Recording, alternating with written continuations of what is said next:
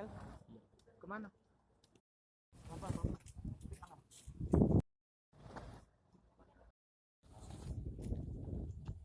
Henry Chandra, Satgas TR Indonesia Timur, Kodam 2 Sriwijaya, dimulai.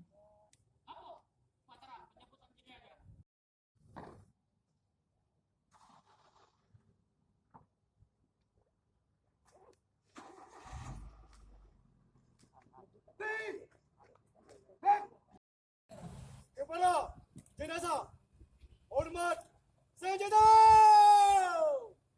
Gerak!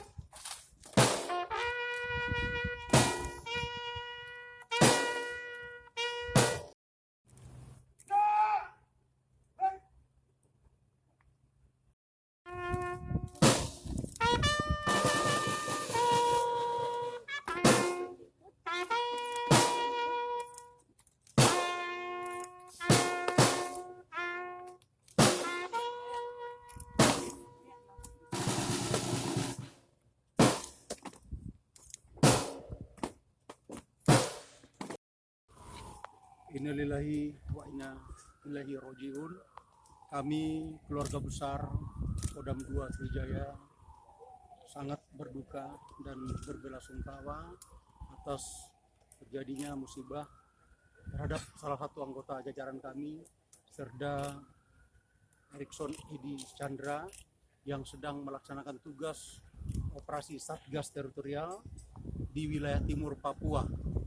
Mereka atau yang bersangkutan, seperti kita ketahui bersama, menjadi korban akibat demo yang brutal dilakukan oleh pendemo di daerah Papua sana. Hari ini atau baru saja saya Kasdam 2 Sriwijaya mewakili Pangdam 2 menerima jenazah di Bandara Sultan Badarudin Mahmud Badarudin II ini. Kemudian rencana besok insya Allah pada pukul 9 pagi kita akan makamkan yang bersangkutan almarhum di Taman Makam Pahlawan Prabu Mulih. Sebagai irupnya adalah Kasdam 2 Sriwijaya, saya langsung yang menjadi irup.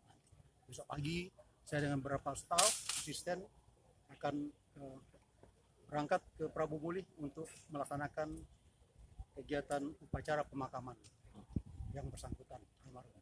Sama dengan almarhum bertugas di Papua berapa orang? Jadi untuk tugas Satgas Ter ini memang melibatkan seluruh kodam yang ada di Indonesia untuk memperkuat konsepnya dari Kepala Staf Angkatan Darat, memperkuat pasukan yang ada di wilayah timur. Kebetulan untuk Kodam 2 Sriwijaya kita mengirimkan 85 personil di jajaran, artinya berasal dari jajaran Kodam 2 Sriwijaya. Ini mereka kita tempatkan di 3 kodam. Kodam 16 di Maluku, Ambon dan Maluku Utara. Kemudian Kodam 16 tadi, Kodam 17 dan 18 Papua dan Papua Barat. Nah, ini almarhum ini berasal dari Batalion Kavaleri 5 yang ada di Prabu Mulih, yang dalam hal ini mereka mengirimkan 5 orang. Batalion Kavaleri 5 ini mengirimkan 5 personil. 2 ditempatkan di wilayah Kodam 16 Patimura, yang 3 orang di Papua. Nah, ini juga saya sudah sampaikan kepada Komandan Batalion langsung untuk anggota yang di BP-kan di Papua, tinggal 2 orang diingatkan untuk lebih berhati-hati dalam melaksanakan tugas. Apakah berangkatnya sudah berapa lama? Lebih kurang 2 bulan mereka diberangkatkan dari kodam kita, dan rencananya mereka tugas itu 1 tahun. Nanti setelah 1 tahun mereka akan kembali ke kodam masing-masing. Apakah nanti akan ditambah pasukan lagi? Kalau penambahan pasukan itu kewenangan pusat, kami di Kotama melaksanakan perintah dari pimpinan. Kondisi 2 orang lagi yang anggota kita seperti apa kondisinya sekarang? Kalau yang 2 orang tidak ada masalah. Jadi mereka kebetulan ini dibagi. Mereka ini Satgaster ini memperkuat kodim-kodim baru di situ. Jadi sebenarnya bukan operasi tempur, tidak. Mereka Satgas Teritorial memperkuat kodim-kodim yang sangat minim personil di sana, sehingga didatangkan dari seluruh Indonesia. Kenaikan pangkat lah. Nah, ini sedang kita urus, dan tadi saya sempat berkoordinasi dengan Waswes Kasat, akan kenaikan pangkat Anumerta, satu tingkat lebih tinggi. Kalau sekarang Serda jadi Sersan 1. Ini sedang proses, besok insya Allah kita harapkan sudah pemakaman sudah menggunakan pangkat yang terbaru, pangkat Anumerta. Korban mengalami luka. Korban dari informasi yang kita terima, berita yang kita terima, ini kena panah dan kena parang bagian kepalanya. Jadi memang sangat brutal. Saya juga lihat fotonya langsung yang dikirim. Memang sangat luar biasa, karena kita di sana sangat persuasif, diperintahkan persuasif, namun tidak bersenjata, tapi para pendemo malah sangat brutal, mereka menggunakan senjata dan panah parang tradisional. Itu disebutkan ada 10 senjata TNI yang hilang. Itu senjata korban atau gimana? Oh, kalau senjata saya kurang tahu pasti, karena pasukan 85 orang yang kita berangkatkan dari Kodam 2 Sriwijaya tidak menggunakan senjata. Jadi mereka berangkat dengan perlengkapan perorangan, kemudian mereka ditugaskan di 3 Kodam tadi.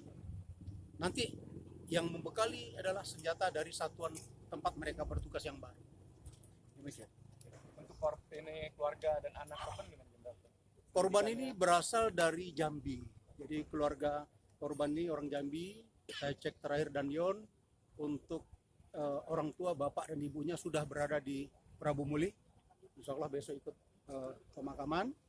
Kemudian dia punya istri orang Prabu Muli dan sudah punya 2 orang anak. Kebetulan putra daerah Prabu Muli, dan sesuai dengan kesepakatan hasil koordinasi dengan keluarga bersedia dimakamkan di Taman Makam Pahlawan di Prabu Muli. Jenderal, ada harapan untuk ini, untuk Papua untuk bisa kondusif lagi atau apa?